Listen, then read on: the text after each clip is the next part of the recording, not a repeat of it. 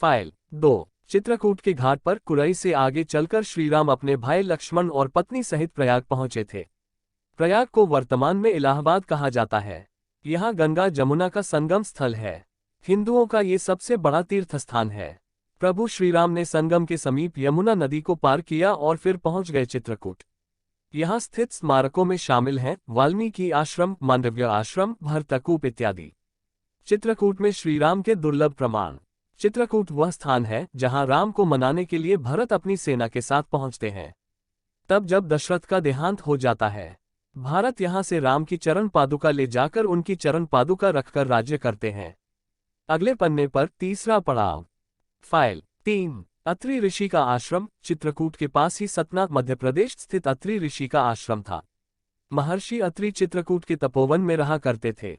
वहां श्रीराम ने कुछ वक्त बिताया। अत्रि ऋषि ऋग्वेद के पंचम मंडल के दृष्टा हैं। अत्रि ऋषि की पत्नी का नाम है अनुसूया, जो दक्ष प्रजापति की 24 कन्याओं में से एक थी। अत्रि पत्नी अनुसूया के तपोबल से ही भगीरथी गंगा की एक पवित्र धारा चित्रकूट में प्रविष्ट हुई और मंदाकिनी नाम से प्रसिद्ध हुई। ब्रह्मा, विष्णु व महेश ने अनुसूया के सतीत्व की परीक्षा ली थी, लेकिन तीनों को उन्होंने अपने तपोबल से बालक बना दिया था। तब तीनों देवियों की प्रार्थना के बाद ही तीनों देवता बाल रूप से मुक्त हो पाए थे। फिर तीनों देवताओं के वरदान से उन्हें एक पुत्र मिला, जो थे महायोगी दत्तात्रेय। अत्रि ऋषि के दूसरे पुत्र का नाम था दुर्वासा। दुर्वासा ऋषि को कौन नहीं जानता। अत्रि के आश्रम के आसपास राक्षसों का समूह रहता था।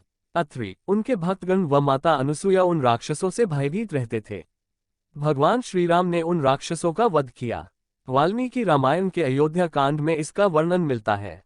प्रातःकाल जब राम आश्रम से विदा होने लगे तो अत्रि ऋषि उन्हें विदा करते हुए बोले, हे राघव, इन वनों में भयंकर राक्षस तथा सर्प निवास करते हैं, जो मनुष्यों को नाना प्रकार के कष्ट देते हैं। इनके कारण अनेक तपस्वियों को असमय ही काल का ग्रास बनना पड़ा है। मैं चाहता हूं तुम इनका विनाश करके तपस्वियों की रक्षा करो। राम ने महर्षि की आज्ञा को शिरोधार्य कर उपद्रवी राक्षसों तथा मनुष्य का प्राणांत करने वाले भयानक सर्पों को नष्ट करने का वचन देकर सीता तथा लक्ष्मण के साथ आगे के लिए प्रस्थान किया।